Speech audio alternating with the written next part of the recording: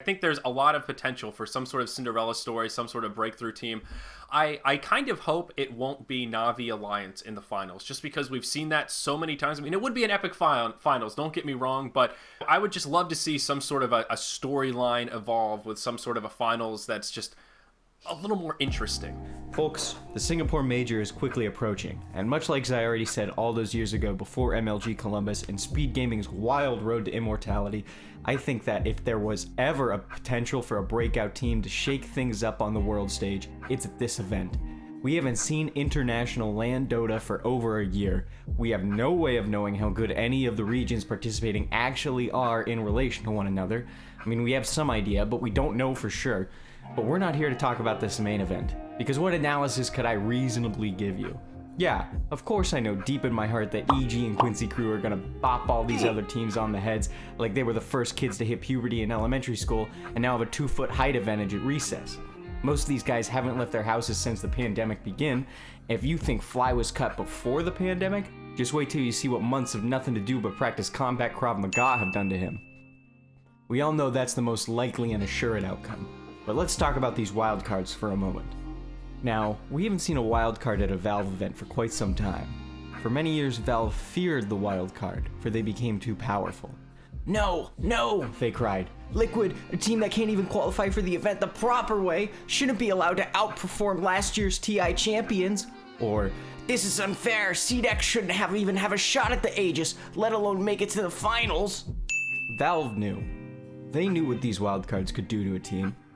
Take a team of 5 scrappy players who barely scraped together a few wins in their regional qualifiers, give them a shot at the major with a small tournament against some international teams, and watch the hunger create beasts out of men. What's the magic of these wildcards? How could these teams who underperformed in their regions suddenly become dominant? Well, it's really quite simple. Competitive mindset. While all the other teams are in their hotel rooms boot camping pub matches and nervously biting their nails before it's their time to play, these teams have already gotten more than enough experience in the hyper-competitive international environment. And for many years we waited. And finally, they knew they had to cave. And now, I present to you the participants for the Singapore Major Wildcard. Now this is by far the most stacked wildcard we've ever seen at an event like this. Look at these teams. Any one of them is a contender for an easy top 8 performance at the event. And for this video, our friendly odds notepad is back. Let's break it down, starting with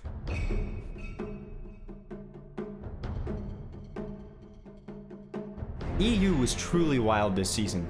Anywhere from 2nd to 6th place could have swapped positions, and I don't think anyone who's been paying attention would have been terribly surprised. However, I know for a fact that both of these teams are incredibly disappointed with their performance in the major. However, I think that disappointment is going to affect them in different ways. Nigma is an established team.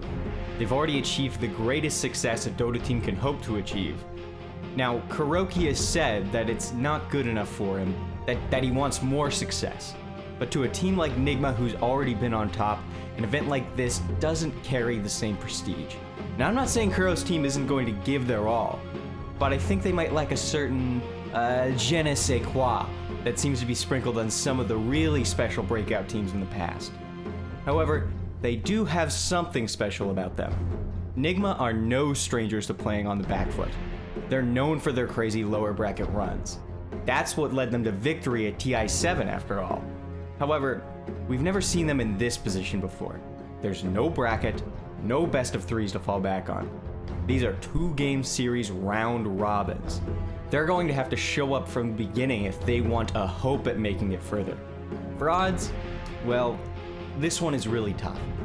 After doing a series of very complex maths that would fly completely over your head, I've calculated that Nigma has roughly 5-to-1 odds at advancing to the group stage. For almost all the things I said about Nigma, you can pretty much reverse it for Liquid. Liquid scraped themselves off the floor of a 2-round tiebreaker against Tundra Esports and 2-time TI champions OG. Over the past few years, Liquid have shown themselves to be one of the most exciting teams to watch in the entire professional scene. They seem to have a bond like no other, and I think that gives them an edge that these other teams simply don't have.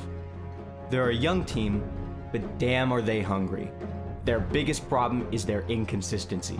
They really remind me of the OG Cloud9 squad that were able to knock out Na'Vi at TI4, which is why I will say right here, right now, for all my NA viewers, that I give Liquid Gaming the NA seal of approval. Since we don't have a team in these wildcards because all our teams were far too good to schlum it down here with the detritus, this is our team. They're clowns, they're not afraid to goon it up and just have a nice time with the boys on a Sunday afternoon. Gabe himself actually offered Team Undying an extra spot at the last second in the wildcard, but Moon Meander declined out of honor. So we'll be borrowing Team Liquid for a while, if that's okay. Just pretend that Insania is actually Owie or something. For odds, well, this one is really tough. After hours of deep meditation and focused thought, I give Liquid 5-1 odds at advancing to the group stage.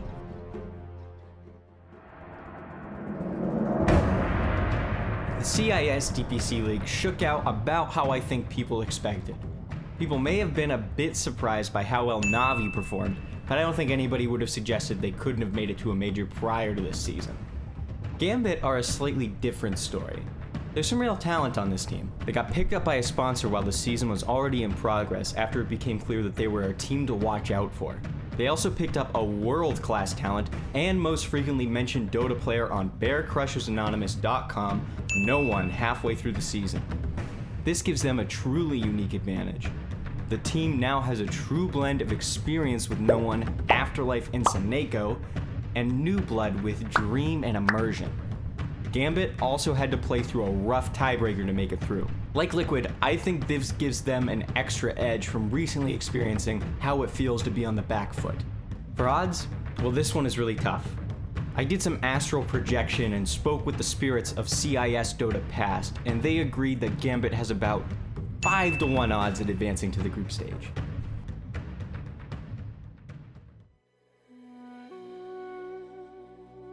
As for the Chinese teams, I admittedly haven't watched enough Chinese Dota to give a firm and well thought out description of either of the teams here. I know that Vici and LGD are absolute giants in the scene, but for some more insight, I spoke with Slack's own Chinese Dota correspondent and South African esports hero, Carmel Chikte. Here are some highlights from that conversation. I was interested if people were surprised by the way things shook out in China, because to me, IG seems like a name that hasn't been dominant on the world stage at least for a while. So to see them get first place in the league kind of surprised me a little bit. I think the entire way the China region played out, it surprised everybody, because obviously Elephant with a very hyped team coming into the DPC by creating that all-star roster, Paparazzi, Somnus, Yang, FY and Red Panda, but it didn't go according to plan at all. I think the way they finished is actually just so super disappointing, which I'm sure we'll get into. But IG to get off the bat, I think great results from them, great performances from them, and I feel like it was a team where nobody saw it coming, but now that they really hit their stride, it makes a lot of sense. Emo is a mid player that's been hyped up for a long time. I think after Thompson must be the craziest mid player in the whole world. He does crazy things, he does funny item balls, Mm-hmm. So I'm happy for them, and they're kind of like Team Secret at times when you watch them play, where they do things that shouldn't work. It looks super clowny. You look at their draft and the way they play, you're like, how are you guys going to win this game? But they managed to pull it through because all their players are just that good. And they got the momentum right now. They're feeding the heat, Yeah, I was curious of the two teams that made it to the wild card. Do you think that Vici Gaming, or do you think that PSG LGD is stronger? On paper, it has to be Vici Gaming. But LGD do have a lot of momentum right now. I mean, they've beat a lot of teams in the last couple of weeks. They were sitting at a 2-4 record or something like that, maybe 2-3 if I'm mistaken. And they just come back. They've won so many big games now, and they put themselves in a good position. So I think both those teams are going to be really scary. But I think the wild card is just going to be crazy all out because all the teams there are really good. Yeah. I mean, you got Nigma, you got Liquid. I think EU and China are gonna feel the saddest because even though they got 4 slots in their region, the fact that 2 of the teams have to go through wildcard is actually insane for me, to be honest. So after all that, I think we're ready for some odds. Well, this one is really tough. I visited a series of Mayan temples in search of a prophecy and can say with utmost certainty that both of these teams have roughly 5-1 odds of advancing to the group stage.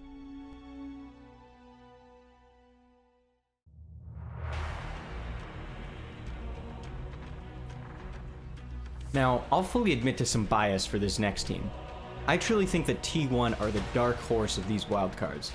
They're a team that could have easily skipped the wildcards and gone to the group stage had they performed just a little better against Neon in the SEA tiebreakers. You've got Cuckoo, who's consistently been throwing a wrench into the plans of much more well-respected teams since 2016, and they just pulled an NA Dota and picked up a new hard carry at the last second. 23 Savage has basically had eyes on him all season.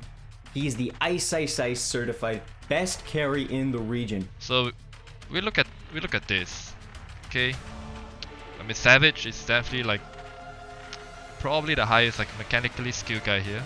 He's young, hungry, and ready to prove himself on the world stage.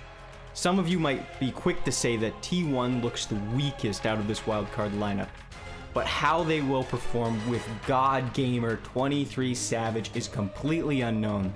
And did I mention that the matches are set to begin on his 19th birthday?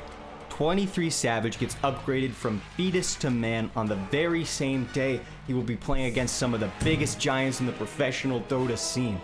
If Liquid are our official NA Dota certified team to watch, then T1 are our official anime protagonists for the wildcards.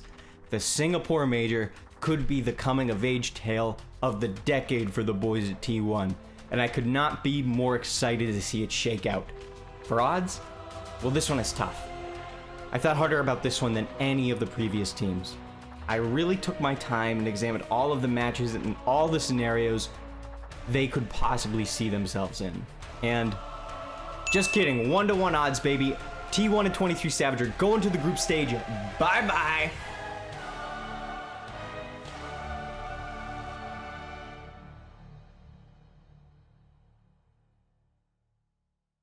Hello everyone, thanks for watching. I really hope you like this. I know some of the information is a little outdated with players getting positive tests just before the major and everything, but I'm still really hyped and I wanted to share that hype with you as well. I have a Patreon if you're interested in sending a few bones my way. Absolutely no obligation. I just want to keep making content like this, and the support helps me justify putting more focus on it. The support for my last video was really overwhelming, so thank you so much. And be sure to like, sub, and all that other nonsense. It helps a lot, actually. I got links to the Twitter and Patreon in my description. Can't wait for you to see whatever I cook up next. I might do some content during the major, but I can't say for certain. I have some ideas, so we'll see what happens. Until next time, bye-bye, and thanks again for watching.